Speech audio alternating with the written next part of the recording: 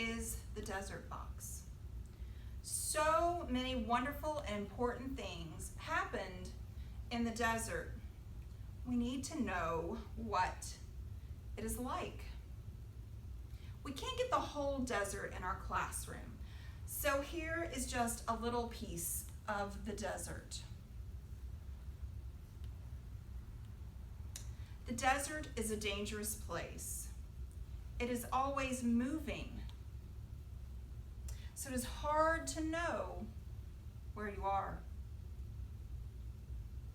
There is little water, so you get thirsty and you can die if there is no water to be found. Almost nothing grows in the desert, so there is almost nothing to eat. In the daytime, it is hot and the sun scorches your skin. In the night, it is cold. When the wind blows, the sand stings your skin when it hits you. People wear many clothes to protect them from the sun and the blowing sand. The desert is a dangerous place. People do not go there unless they have to. When the great flood was over, the creatures went out in all of the 4 directions of the earth to fill it up again with life. They often gathered along rivers.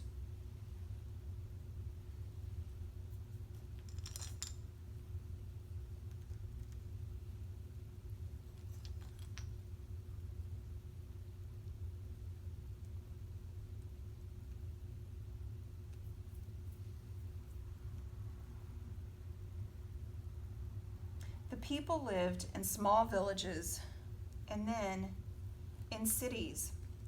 One of the most ancient and greatest of these cities was called Ur. In the city of Ur, the people believed that there were many gods. There was a god for every tree, every rock, and every flower. There was a god of the sky, the clouds, the water, and the land. The world was alive with gods. But there was one family that believed that all of God was in every place. They did not yet know that, but this is what they believed.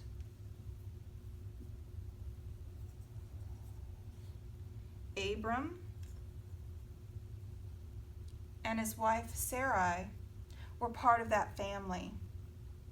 When it came time to move to a new place, they were not sure that God would be there. They also wondered what the new place would be like.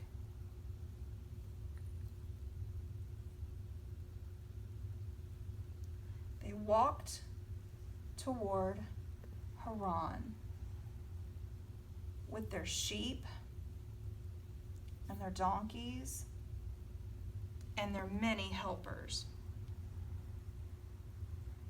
They slept in tents at night, and during the day they walked along the great river called the Euphrates.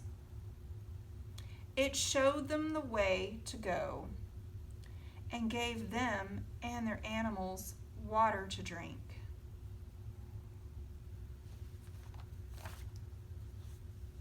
It took a long time.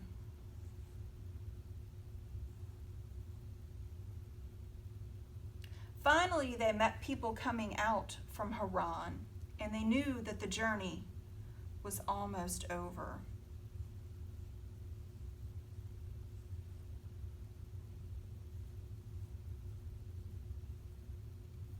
Then they were there.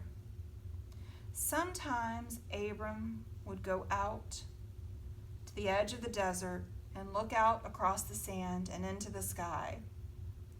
Then God came so close to Abram, and Abram came so close to God that he knew what God wanted him to do. God wanted Abram and Sarai to move from Haran to a new place. And God said, I will make of you a great family. I will bless you, and you will be a blessing. Abram and Sarai did what God said. They went into the desert to the west of Haran and walked towards Canaan. They went with all their sheep and their tents and many helpers. This time there was no river to show them the way or to give them water to drink.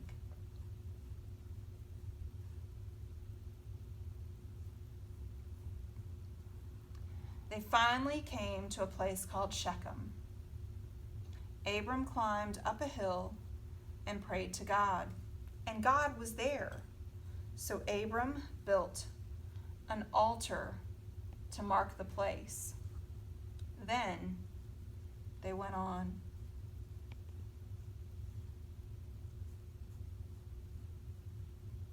Next they came to a place near Bethel. Abram prayed again to God, and God was there also. Abram built an altar to mark this place too. God was not just here and there. All of God was everywhere. Then they went on to Hebron to make their new home. They made their home near the oaks of Mamre. One night, God brought Abram outside. He looked up into the sky, and God came so close to Abram, and Abram came so close to God, that Abram knew what God was saying. You will become the father of a great family, and Sarai will be the mother. The members of the great family will be as many as there are stars in the sky and grains of sand in the desert. Abram laughed. He and Sarai were very old. God's promise sounded impossible, but God said to change their names anyway. Abram was to become Abraham, the father of many, and Sarai was to become Sarah. One day, 3 strangers came out of the desert. Abraham was sitting by his tent. He invited them in, and Sarah mixed 3 measures of flour, which was a lot. She gave them bread and meat to eat, and milk and water to drink, as was the custom. They told Abraham that he and Sarah would have a son. Sarah was standing by the tent. She heard them, and she laughed. They were too old. The strangers went on their way, and do you know what happened? Abraham and Sarah had a son. They laughed again, so they named the baby Laughter. In their language, the word for laughter is Isaac. When the boy was grown, old Sarah, who was now full of many years and very tired, died. She was buried in a cave near the oaks of Mamre. Abraham was lonely. He missed Sarah very much, but he had one more thing that he had to do. He sent his most trusted helper back to the land of his people to find a wife for Isaac.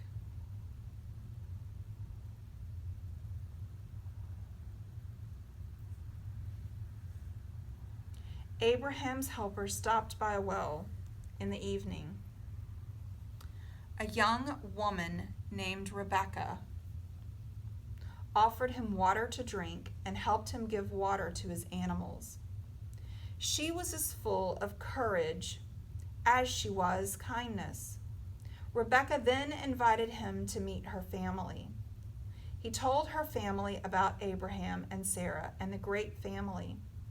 Rebekah decided that she would like to be part of the great family. So they went across the desert.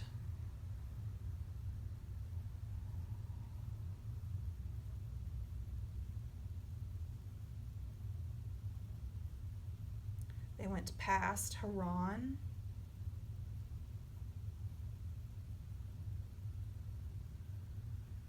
and past Shechem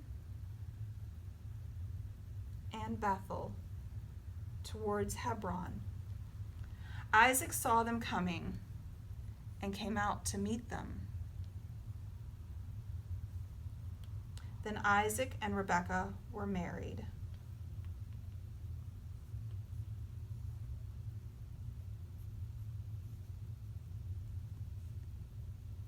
Old Abraham was now full of many years and very old. He died and was also buried with Sarah in a cave by the oaks of Mamre. Then Isaac and Rebekah had children, and their children had children, and those children had children. And this kept happening until your grandparents had your parents, until your parents had you. Now we are all part of the great family, which has become as many as the stars in the sky and the grains of sand in the desert. Now, I wonder what part of this story you liked best. I wonder what part is the most important. I wonder where you are in this story, or what part of this story is about you. I wonder if there is any part of this story that we could leave out and still have all of the story that we need.